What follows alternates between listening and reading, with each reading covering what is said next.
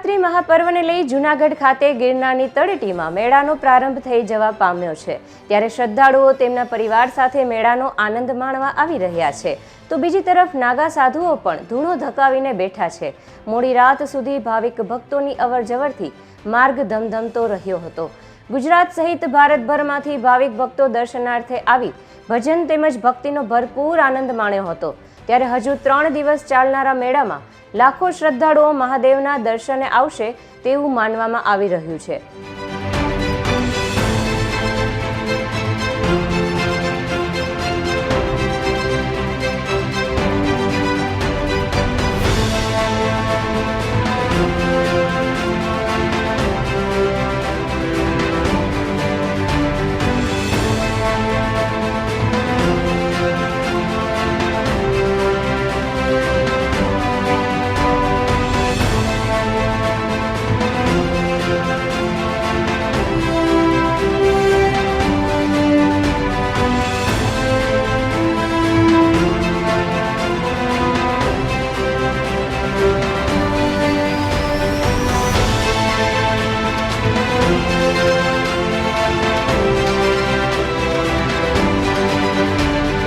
શિવરાત્રીના રાત્રે નાગા સાધુઓની રવાડીના દર્શન કરી ભક્તોએ ધન્યતા અનુભવી હતી।